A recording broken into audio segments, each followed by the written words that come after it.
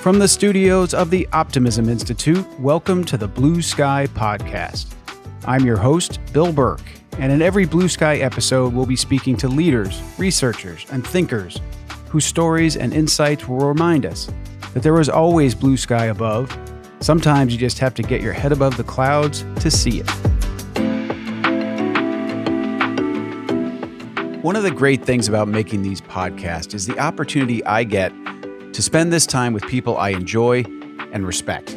In this case, I was able to talk with someone I've followed and admired for nearly 40 years now, but never had a chance to meet. His name is Kevin Kelly, and I think you're really going to enjoy our conversation. Kevin Kelly is senior maverick at Wired, the magazine he co-founded in 1993, and where he served as executive editor for the publication's first 7 years. He's also founder of the popular Cool Tools website, which has been reviewing tools daily for more than 20 years.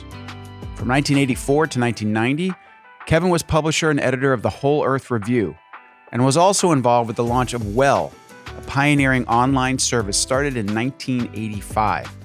Kevin's also an accomplished author.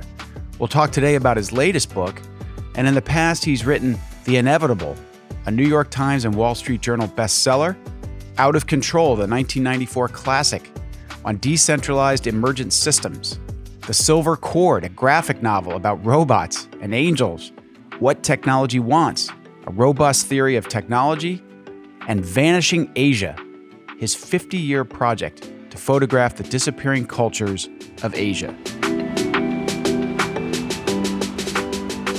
Today's episode of Blue Sky with Kevin Kelly is going to be a little different. We'll start by talking about why he thinks optimism is so important and how it guides the way he looks at the world and views our future. But from there, we're going to focus on his new book, Excellent Advice for Living: Wisdom I Wish I'd Known Earlier. It's a collection of short pieces of wisdom, maxims, and aphorisms, and I decided that it would be fun to simply read some of these back to Kevin for his reaction and reflections. I really enjoyed the opportunity to do this with Kevin, and I hope you get as much out of our conversation as I did. Kevin Kelly, thank you for joining me on the Blue Sky Podcast. It's my pleasure and honor, and I am so delighted to chat with you. Thank you. So we're going to talk about your upcoming book, which I loved, by the way, and thank you for the advance copy. But since I'm calling you from the studios of the Optimism Institute, I'd like to be sure that we start there. And you are pretty active on social media, but you have pinned a tweet, and that tweet says, "Over the long term, the future is shaped by optimists." So I have two questions from that. One, how did you reach this conclusion? And two, why do you think it's so important that it's the tweet you chose to pin on your profile? Those are good questions. I think that it's important because it's only through optimism that we can actually imagine what we want to make that is good. We're not going to arrive there inadvertently and accidentally. So this work of imagination is the only way we're going to make these really good things into the future. And so looking back to see where we are right now is very obvious that the people who made these things that we like, the iPhone or cars, were people who believed that they could be made, who believed that they should be made. And that is the work of optimism. And so basically it means that the world has been shaped by optimists. And so that for me was more of that's the journey that I took to this realization that I'm actually living in a world that was made by predominantly optimists. Well, and in addition to being an optimist, you're also, I would think, could be considered a technophile. But you weren't always that way, and I find your personal story very interesting. Your heroes early on were not tech types. They were more the Emerson Thoreau type. Could you just sort of quickly walk us through that journey that you went on to get to the viewpoint you have today? Yeah, I grew up kind of a hippie-ish in my wanting to keep technology at a arm's length to not really be enamored of it, for sure. And I think the change I had was actually when I had an experience with putting a modem onto a Apple IIe computer very early on and experiencing this emerging new land of the online world and realizing that there was something that felt kind of organic and Amish to me in the way that the communities were being built. That was the initial inciting moment that made me start to think about technology in a different way. Like, if this stuff could be good, and as it was becoming built on computers, I was like, well, they're empowering individuals. It's not the big steamroller, it's not the big factories, it's not the big computer. It's this personal stuff. And so I started to shift my opinion. I began to look at technology in a different way, and I had the lucky privilege to attend the first artificial life conference where there were people who were modeling biological systems with technology. And that was, again, part of my process in understanding that technology as a system was inherently not antagonistic to nature, that it was actually an extension of it, and that we could always make technology greener. So that was part of my journey, was all launched from this experience in living online in the early 80s. Yeah, early 80s. So very few were living online in the early 80s. So Right, you've right, sort of right. seen the full arc. So one of the things you talked about, though, as much as you are a fan of technology, you used an interesting phrase I heard recently where you said that many of today's problems were solved by yesterday's solutions. Can you describe that? I thought that was a really interesting concept, including climate change. I think was one that you used as an example. Exactly. Almost all of today's problems are caused by last year's technological solutions. And so most of the problems in the future are going to be caused by today's technological solutions. That would be kind of a horrible rat race if all we got out of it was technology causing problems, which are solved by other technology, which cause problems. What we get out of that kind of forever cascade is increasing choices and options. And so we right now live in a world where we have so many more choices and options than even 10 years ago or 20 years ago, that very, very few of us would ever be willing to travel back into the past, particularly if we couldn't choose who we were born into and where. We will use technology to continue to increase the number of choices, even though we're still going to always have problems. And some of the problems coming up are going to be bigger than the problems in the past, because the more powerful a technology, the more powerfully it can be abused and misused. And so AI, as an example, will generate huge new problems at a scale that we haven't seen before. But there'll be far, far more benefits and opportunities, that there'll be slightly more good than harm made by it. Right. And it's funny to compare the two, but you talk about AI, but way back, the Industrial Revolution, you might argue, lifted people out of poverty, built our economy, but we're living with the ramifications through things like climate change. But your point is that only through technology are we going to be able to solve climate change. Exactly. I think personal virtue is helpful, but not enough, meaning that, recycling or not traveling by plane so much, all those kinds of things are not enough. That we need actually technological planetary scale solutions to these technological and planetary problems. So massive solar installations, alternative winds, nuclear, preferably fusion, but even nuclear fission in the intermediate. All the other things at planetary scale are going to be needed to address this. And so that's a big assignment. That's a lot of work. That's a lot of technology. Those solutions, no doubt, those solutions will cause new problems. One of the things you said, though, that I love that talks about the power of optimism, I think, is you said we should be optimistic not because the problems we face are smaller than we thought, but that our ability to address them is greater than we thought. I think that's a really helpful thing to treat people try to hold those two thoughts at the same time. That's right. And also that we're trusting the future. We're trusting the fact that we actually do have progress is real, and that future generations will actually have more ability to solve things than we do today. And so there are things that you know, we don't know how to do right now, but we want to provision the future so that they can solve those problems.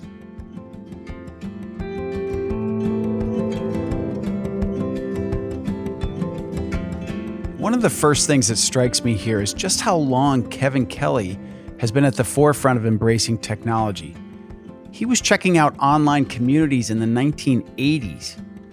I worked at a leading media company through the 1990s, and for most of that time, we were barely even thinking about what was happening online. And as he discusses his personal history, you can hear where some of his optimism comes from. While appreciating the very latest technologies, he's also grateful for early advancements like cars and the Industrial Revolution. He avoids taking these things for granted. He also makes a point that we stress in our work here at the Optimism Institute, that being optimistic doesn't mean denying that the world has problems. And Kevin even takes this a step further, saying that we'll have even bigger challenges coming down the road. The bigger the technologies, the bigger the problems. But he also says with confidence that we'll have more capabilities to solve them. And when he talks about addressing climate change, I love hearing him say that we need planetary solutions. It's not just up to this country or that region. The entire planet needs to come together to solve this issue. And as we all set off on this daunting work, I like the idea of embracing the mindset Kevin describes when he says that we need to trust the future. And now, back to our conversation. You've said some interesting things about the sort of lifespans of technologies, and one of the lines you use is that technology is like babies. Could you describe that? Use the example of Edison when he invented the phonograph. Yeah. He had a whole other set of, and the reason I like asking the question is because you also describe social media as in its infancy. And because of the length of our lifespans, we don't necessarily think of it as infancy, and we think it's all been figured out and this is what it's going to be for better or worse. But Yeah. you describe it very differently. Can you explain that? So the inventors of things really have a good grasp of what things will eventually be used for, particularly as we make them more and more complicated. There's a fallacy I call thinkism, which is this idea that we can solve problems or even anticipate problems or solve problems that haven't occurred yet by thinking about them. And that's the people who like to think are the people who believe that thinkism, that we can solve solutions by thinking about them. But in fact, it takes kind of the expression of technology to be used. It's like a baby growing up. You can think about the baby, you can kind of guess what it might be useful for, but until the baby grows up into a person, an adult, you can't really see what they're good for, what Right. they're really special about, what their weaknesses are. And so the same thing with technology is that we can kind of imagine, and it's good that we're doing it, and it's important, but it's not enough. To actually truly understand the technology, we have to see it in use and use it every day. And only through that use, we're going to be able to see its strengths and its weaknesses, independent of what we kind of imagine it would be. And it's very easy to imagine harm. In fact, it's probably 10 times easier to imagine all the ways that things could be harmful and much more difficult to imagine the ways in which it can be really good. Right. And so we find it easier to imagine harm, and that's we tend to want to make policy based on the harms that we can imagine. And what we want to do is actually base it on actually what it does and actually does, and if it actually causes harm and to the degrees that it does. So this idea of kind of what I call, instead of precautionary principles, I call it proactionary. Precautionary is where we're kind of like we're saying we're not going to have a technology unless we can prove that it is innocent, that they can prove that it's not harmful, which is a weird way of doing things because you're kind of imagining harms.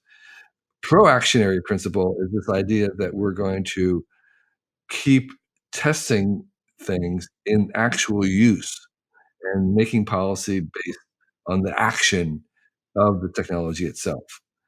I think that proactionary principle is a much more useful and practical way to guide our technology rather than the precautionary principle. Well, on that, I'd love to talk to you about social media because I've been one who've been very concerned. I've got kids who are now in their 20s. They kind of grew up with it in high school. And Jonathan Haidt has written some really interesting things about the damage it may be doing, particularly to young girls.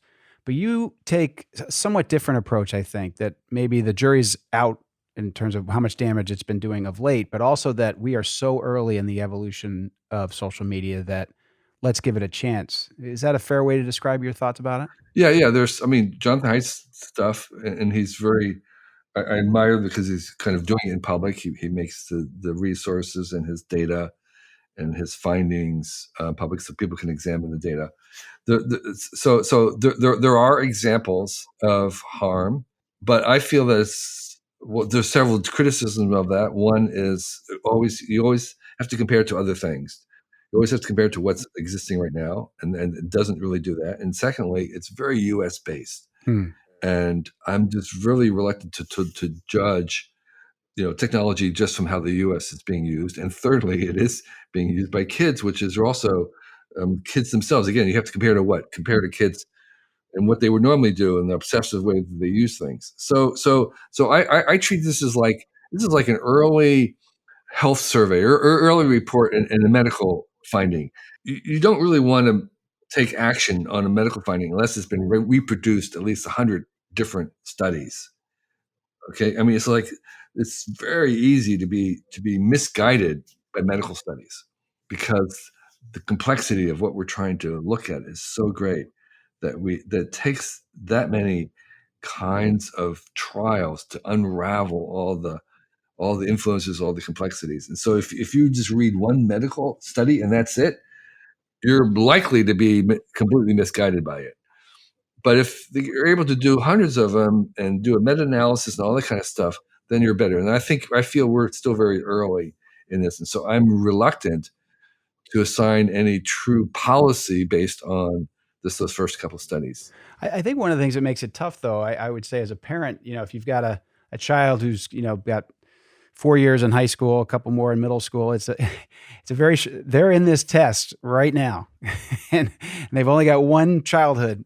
Right. And so I think it's part of what makes us so uneasy where, it's hard to see it from our shorter lifespan as something that maybe we can hope will develop. Yeah, it is. And, if I was having to raise younger kids at these years, I don't know what our own policies would be because this is something I ask parents, current parents, about what's their phone and screen and social media policies. And man, they range all over.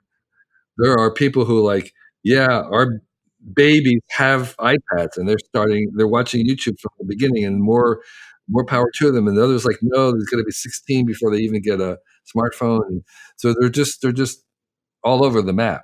That's because we don't know. We actually don't know what this stuff is good for yet. And I think all these experiments are good. I don't think we should expect to have answers. That also is going to apply to the next thing, which is AI. I was just at a school just yesterday, a day before, where the kids have full access to YouTube during school. YouTube, Wikipedia, social media, they're all there. And the question was, the Chat GPT, what are they doing? And they did a great thing because they actually took the kids together and asked them to devise the policy. Oh, interesting. And this is high schools too. It's okay, what would you like the policy to be? Right.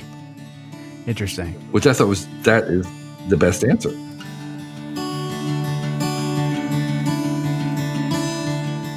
You can see here that Kevin Kelly is a really different kind of thinker, and he gives us a lot to ponder ourselves. I do think he's right when he says that it's 10 times easier to imagine how new things can be harmful than it is to think about how they might help. And the concept of being what he calls pro-actionary is really interesting. I also appreciate what he says about technologies being like babies, as we don't really know what they're going to grow up to be. That said, I do think we should acknowledge that it's a little bit tougher to think that way about something like social media when you or your own child might be a subject in that technology's experimental phase. And Kevin says he loves the idea of letting teenagers choose what their high school's policy should be around a new technology like ChatGPT. This one is particularly thought-provoking, and I'd love to hear what other educators in the audience think. I suppose that we have to assume that this form of AI is here to stay, like the handheld calculators that were introduced when I was in elementary school math class. So acknowledging that fact and encouraging students to think about how it should be used properly could be the right way to go. Back to our conversation and AI. Since those two letters and these new technologies are on the minds of so many of us right now, I asked Kevin to share some of his own thoughts. I read or heard you say recently that you actually think AI is underhyped. Yeah. I think you're the first I've heard say that because it's been awfully hyped. Can you explain that? And what are your thoughts on where this is going? A lot of us are scared. A lot of us are excited about it. How should we be thinking about AI? The first thing to realize is I always try to emphasize AIs, that there's many, many species of AIs. They'll have thousands of different varieties of thinking machines to do different things. The main thing, though, is that we're going to realize is that we don't have AI right now, and I agree with those who say we don't, and because we, compared to what we'll have in 30 years, they'll say, you didn't have AI back then. So obviously we have something, and something powerful and something amazing, but I think it's a language thing. Basically, my definition, I think the definition that we use of AI is that which we don't yet have. So I think what's underhyped is the thing that's coming in the long term. What's overhyped is the chat because they're nowhere near what they'll be. And so people are imagining them to be more powerful than they are. And that's why I'm saying they're overhyped. They're the universal personal intern. Everybody's going to have an intern now, just like everybody now has a navigator that sits next to them, guiding them through a city with their GPS. And we have a personal librarian. The Google search will find things for us. And now, which was amazing. It just opened up. Having a personal navigator just changed everybody's lives and made Uber possible. Now we're going to have personal interns. Okay, everybody's going to have an intern, as many interns as you want, and you're going to work with them to make stuff. They're going to be instrumental in making rough drafts and summaries and having another set and critiquing and whatever. And it's going to be very rare when you actually will release the intern's work without checking it. So the folks who think the bad news, as you said earlier, people tend to go to the bad place. It goes to the extremes of first it'll take our jobs, and then there are some who even say it's going to destroy the human race. You I think have said it's like you said, interns, assistants, almost more like pets maybe than godlike creatures or systems that are going to destroy us. Yeah, don't worry about it. Nobody has lost your job. Well, actually, I did meet finally. I've been asking can you give me a real name of someone who's lost your job? And it was medical transcriber. So doctors would look at an x-ray, radiologists would look at an x-ray, and they would dictate what they're seeing, which used to be transcribed by a human. And now that's totally AI. That's one job. That's the buggy whip job. Right. Right. But most people's, what will happen, you're not going to lose your job. You're going to lose your job description. Interesting. Jobs are bundles of tasks, and some of those tasks are going to be taken over, but your job will still be there.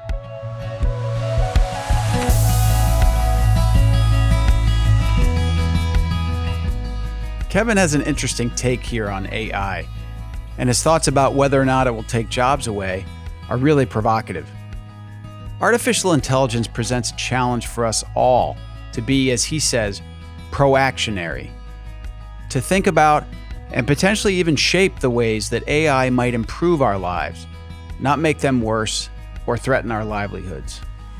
From here, my conversation with Kevin Kelly turns to focus on his latest book, Excellent Advice for Living: Wisdom I Wish I'd Known Earlier.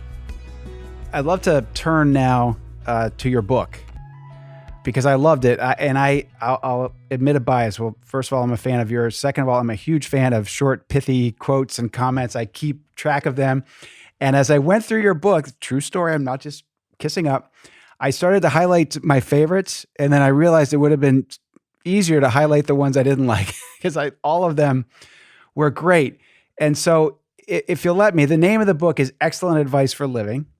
Wisdom I wish I'd known earlier. And this will be a good test if my nieces and nephews are listening, because I plan to give this to them as an early Christmas present.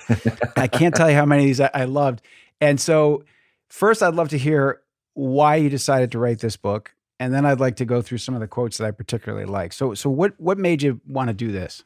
Well, like you, I like to write down quotes and pithy aphorisms and adages and lessons because I found that was really helpful for me to change my own behavior. If I could write something down in a way that I could repeat it to myself and remind myself of it. So this is like a little handle, like make it encapsulate a little handle, I could grab it. So I started doing that just to change my own behavior. So like a piece of advice I kind of picked up at Whole catalog from one of the editors there was when I get invited to speak somewhere or to meet for someone with coffee or to go to a school to visit or whatever it is, I always have learned now to ask myself, would I do this if it was tomorrow morning?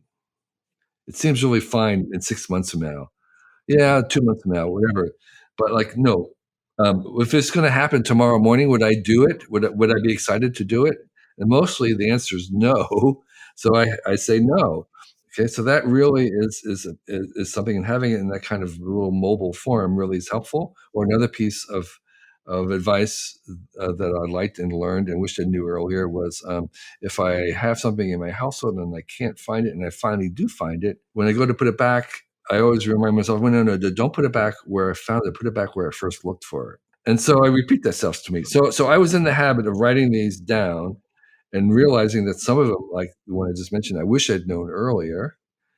And so I decided to make it a habit of putting them down and spending as much time as I could to compress them into these little handy capsules. And our three kids as well, and our parenting and style was we didn't preach at all. We never gave any advice to our kids, very, very rarely. And but we wanted to train them by action. So rather than not what we said, but what we did. But still, I felt that I wished I had seen these earlier. So I decided that I would give them advice finally in terms of these lists of different bits. And so it started by writing it down for them, and then I was sharing it to my greater extended family, and people liked them, so I shared them widely. And now, after putting out a number of them on my birthday as the kind of Irish version of gift giving on your birthday, I put them in the book that made it easier to kind of hand to a young person and put them all in one place instead of having them on the internet. And I think they work as a way to kind of remind some of these wisdoms are based on ancient, almost biblical or religious foundational thing about the value of giving in order to get, and or that if you give, you get. And so I see them as reminders mostly. But for some of them, a young person may have never heard of them before at all, and so that's what we want to do. There was a great saying. It wasn't my saying, which is everything has already been said, but nobody was listening, so we have to say it again. That's about And right. so that's I what love this is that. about. Well, so and you mentioned a lot of these are ancient, almost biblical in some cases, but it's remarkable though how they will hold up even today. Technology, social media. So one I loved of many was you don't need to attend every argument you're invited to, and I feel like our society, Twitter for sure, people cannot resist accepting the invitation of the argument, and it's often just not helpful. Right. It's not helpful for anybody, for yourself or for others. So yeah, if you can skip one, how about this? Sort of aligned with that, which is You can choose today not to be outraged. Yeah, let it go. Right? One time today, choose not to be outraged. You said a wise man said, "Before you speak," and I think you could put in the word tweet or post here too. So a wise man said, "Before you speak, let your words pass through three gates. At the first gate, ask yourself, is it true? At the second gate, ask, is it necessary? And at the third gate, ask, is it kind?" I love that. Yeah. Kindness, as I say elsewhere there, kindness is not a sign of weakness, but of strength. And kindness is, you can never be too kind, really. It's again, one of these principles of generosity. And by the way, that wise man was, the poet Rumi, who was, for our listeners, he was an Afghani, who eventually made his way to Turkey. And another I liked is, there's always been a drive, I think, to be renowned, famous, in the spotlight. But I feel like in particular, our culture today leans that way. And you had a great line. You really don't want to be famous. Read the biography of a famous person. Yeah. So fame at the really famous level is devastating. It's in the prison. It's I've been around some really famous people who are unable to walk down the street or go buy something without being swamped with people who want selfies with them or whatever. It's just, I mean, they travel with bodyguards and the entourages and their kids. It's just really, it's not what you think it is. And by the way, the same thing true of having $1 billion. It's an incredible burden.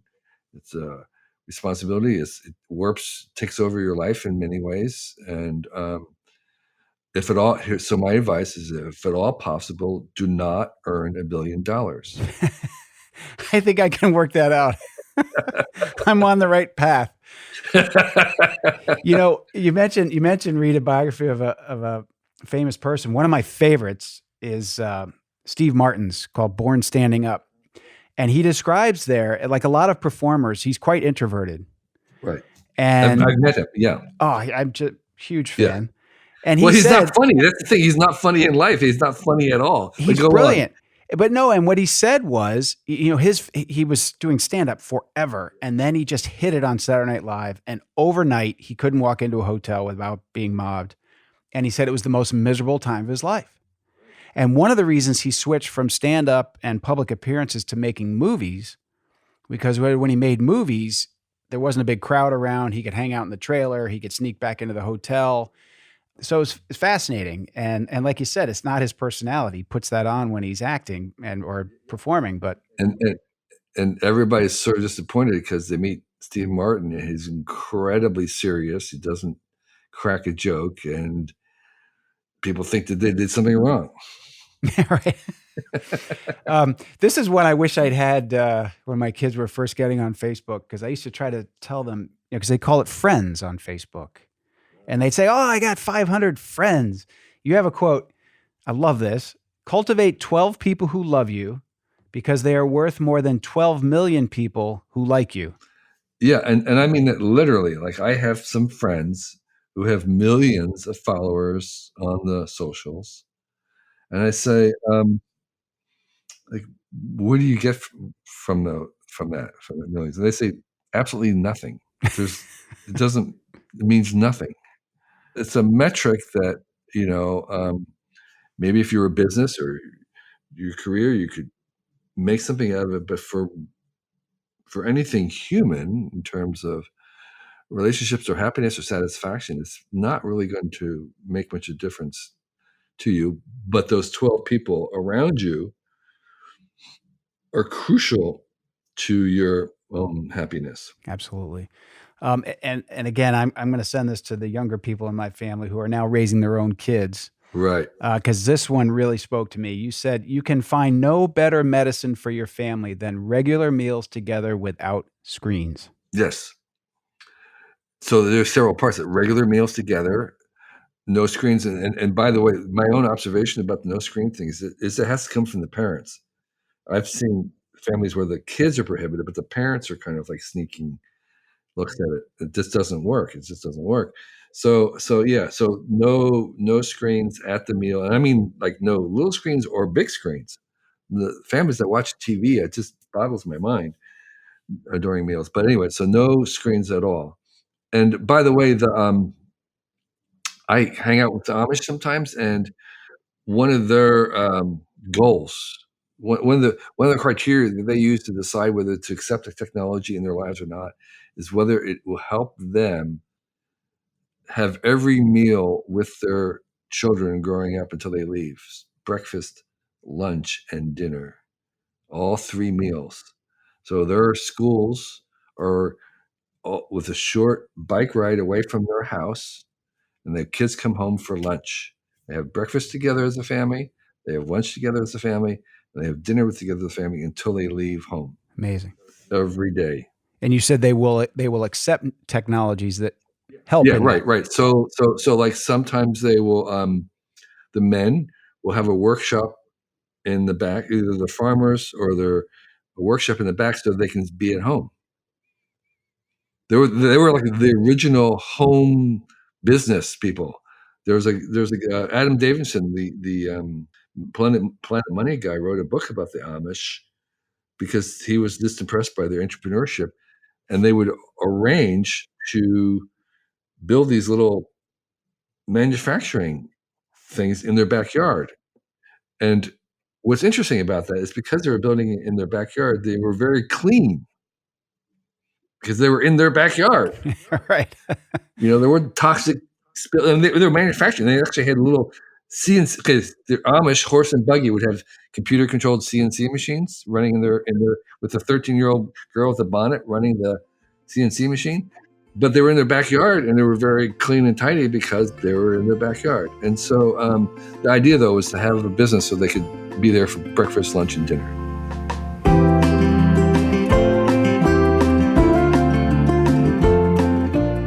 It occurred to me as we spoke that Kevin Kelly might be the most old-fashioned futurist you'll ever meet. For someone who has spent so much of his life thinking about the future and who is himself the ultimate technophile, most of his advice and the wisdom he shares goes back to values that we today would probably consider to be old-fashioned. Dinner together as a family with no screens. You can never be too kind. He even admires the ways of the Amish. I don't know if old-fashioned futurist is an oxymoron, but I do think that Kevin is one, and it's one of the traits that makes him so fascinating. Now back to more selections from his great new book. This one could be both literal and metaphorical, I suppose, but I loved it. Don't wait for the storm to pass. Dance in the rain. Right. It is metaphorical. There have been times when I've gone out to the rain, and I'm shocked by the people who don't like to go out in the rain because, yeah, you get a little wet. Yeah, there's umbrellas, but there's something magical about being out in the rain. I did have a friend with his kids, and whenever there was bad weather, he always flipped around and he said, this is like a gift. It's raining, storm. Let's go out in the storm." Instead of like, "Oh, it's raining out, I can't go out." No. It's like this. We've been waiting for a month for the rain to go flashing. We're going to go out and get soaking wet, and we're going to see what the creek looks like. And it's like this was the opportunity, and that's sort of what this thing is a little bit about. It's kind of flipping that, saying, "No, this is actually like that rain and that storms and that kind of craziness is actually the attraction. It's actually the destination, and you kind of want to take advantage of it." There's a great video you may have seen that was bouncing around the internet probably a year ago. Shows a dad with 2 young kids in fold-out chairs next to a road with a huge puddle, and they're holding up signs that say, "Please splash us." And the cars would come by and just douse them, and the kids are cheering and the cars are honking. It's just beautiful. Same idea. Same idea. Right. I love that. This one I think applies to so much, and I keep bringing things back to technology and social media, but pay attention to what you pay attention to. Yes. paying attention is a remarkable thing, and it is amazing how much we're not aware of ourselves and how opaque we are to ourselves. And this is part of this process of becoming the best you and becoming fully yourself, which I think is the grand task in our lives, to arrive at the place on the day before we die that we can say, I fully become myself. And so part of that process is understanding and having a good view of being self aware. And that self awareness includes paying attention to it. We're not even often aware of what we're paying attention to, we're not articulating it. And just that kind of meta thing of paying attention to what you're paying attention can help you steer your attention and where you're putting it, because that's really all we have. This is the one scarcity that we have in this abundant, super abundant world, is our own human attention, which is never going to change. It's 24 hours. And so you spend it or lose it. And so that scarcity, yet we waste it. We give it away for really cheap. When you are, by my calculations, when you're watching TV ads, you are working for like $2. Your attention's worth $2 and $2.50 an hour. So we're giving that's how much the media companies value your attention. So when you're giving attention to a ad on a television, you're working for $2.50. That's how much they think you're worth. You want to be very much aware of where your attention is going, and pay attention to how much time you spend on the screen. There are little apps that tell you. Yep. Here's one. You introduced a word I'd never heard before. You said embrace pronoia, which is the opposite of paranoia. Choose to believe that the entire universe is conspiring behind your back to make you a success. Where'd that come from?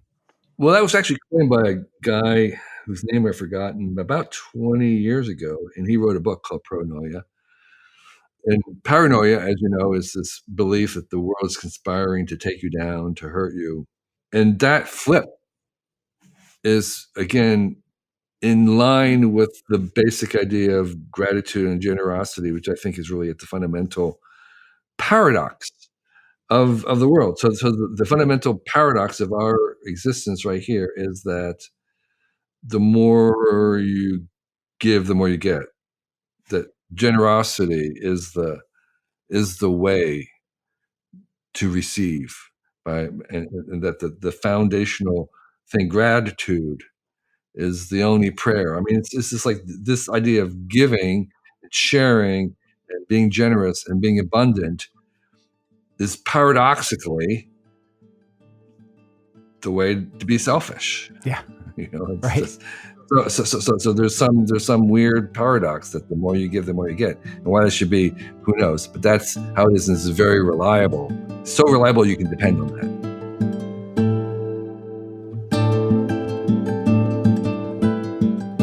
I was really struck by Kevin encouraging us to live our lives so that the day before we die, we can say, I have fully become myself.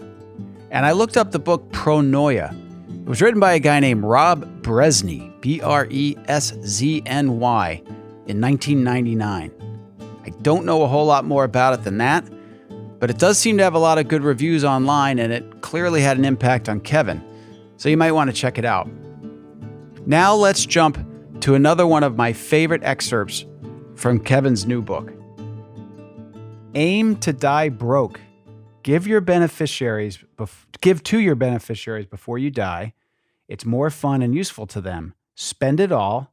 Your last check should go to the funeral home and it should bounce. Right. So the idea, this is particularly those who are older who may have children and accumulate something that they want to give, and the question is like, this goes back to the burden of the billionaires, which is really revealed in how they have to, what they're going to give to their kids, how much are they going to give, because it can easily derange somebody. That becomes a real issue. Is how do you even do it? And so even for middle class people, even for people that are probably the audience for this book, They may have something to pass on, but it's from my observation, it's much better to pass it on before you leave because it's funner. You get to control it in a way you don't get to control it when you're gone, and it's healthier for everybody. The idea, I think, of passing on a whole bunch of money after you die, I'm hoping that becomes a really old-fashioned idea that is just discarded because I think I think there's so many things that can go wrong with that. That's right. This is one I'd heard someone else talking about recently in terms of trying to bring together people with disparate points of view on politics or other social issues, whatever it may be. And you said, constantly search for overlapping areas of agreement and dwell there. Disagreements will appear to be edge cases. And it seems to me that so many in the world, no matter where we are on the political spectrum or our viewpoints or our upbringing, about 80% of the things that matter, we agree on. We love our kids. We want the world to be safe and peaceful, right? I mean, is that what you're trying to say here? That's actually part of it, and then there's another part of it which is kind of related, which is that, conventional wisdom, what everybody knows. Most of what everybody knows is true, Right. right? I mean, particularly in the kind of entrepreneur area, there's this kind of looking down on what everybody knows and stuff. But no, actually, most of what everybody knows is true. Most of the stuff that we all share. So we have far more in common than we have differences.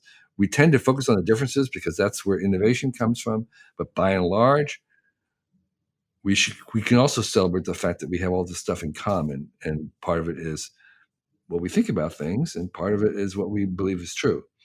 So I would say that's one part of it. The other part of kind of dwelling in the common is like if you have a disagreement with someone, starting from where you agree is one of the best places to kind of help you live with that or resolve that. So like if you rather than kind of starting with everything where you disagree, you want to begin with what you agree, and that helps you soften the investigation and the discussion about where you disagree.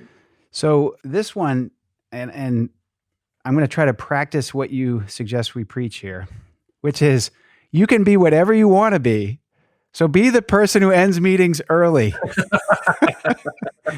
Where'd that come from? Because I've been someone who has run meetings. I've sat in too many, and there's no rule that says you can't end early. Right, exactly. And my one other bit of advice for running a meeting is you're much better to have the rule that no one's allowed to speak unless they're going to say something that nobody else in the room knows. They have to actually contribute something that not everybody knows. So it's stating the obvious or just stating their opinions, whatever it is. No. Like, yeah, you may speak if you tell us something that nobody here knows. So ending meetings, yeah, there's a couple other bits of advice about promptness. So one is I think promptness is a sign of respect. And secondly, there is no such thing as being on time. You're either early or you're late. I love that. And it's your choice. There's no on time. You're early or you're late. And so there's a third thing, which is that the things that tick you off are probably the things that make you tick.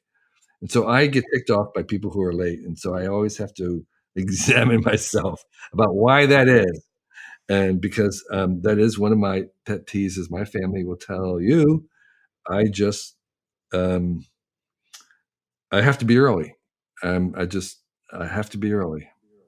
I used to work with Ted Turner, and he actually started meetings about 10 minutes early. And you learned, and you were never late for his meetings. It shows how you value your time, right? That's the thing. It's disrespectful. Someone said one time too, the problem with being punctual is there's never anyone there to appreciate it, which I think holds. Well, I like that. Yeah, I like that. That's I can actually identify with that because I will generally be early. So thank you for this. There's many things in here for optimists as well, for creative people, and I think of the technology as like a car.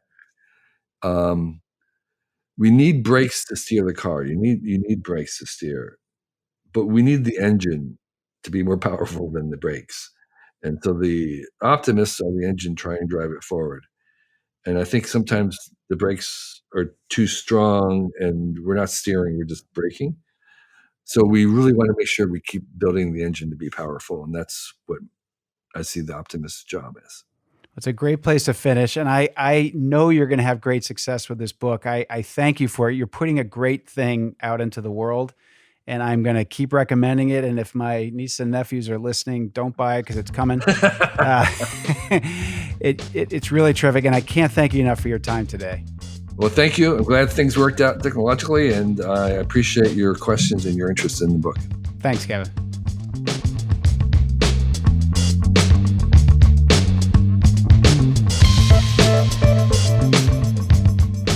I love Kevin's analogy of the engine and the brakes. He says that optimism is the engine, and while brakes are necessary, the engine needs to be the stronger of the two. And after listening today, I hope you can see why I admire Kevin so much. And I'll add that he's also an incredibly gracious person. You may have caught him at the end saying that he was glad the technology worked out. Well, that's because when we started our call, I had a massive tech meltdown on my end. Nothing was working. I could see him but not hear him, and he could neither see nor hear me. It was a disaster. Here I was, interviewing, of all people, Kevin Kelly, and my technology was failing completely. But he patiently waited for me to reboot and get things back on track. And for that, I'm very grateful. It's a pretty cool thing when you meet someone you've long admired and find out that they're just as good a person as you hoped they'd be. Thank you for listening today. And if you have the time to leave us a rating or review, we'd appreciate your feedback. And I hope you'll check out other episodes of Blue Sky and maybe even subscribe to the podcast so you'll be the first to know when the next one comes out.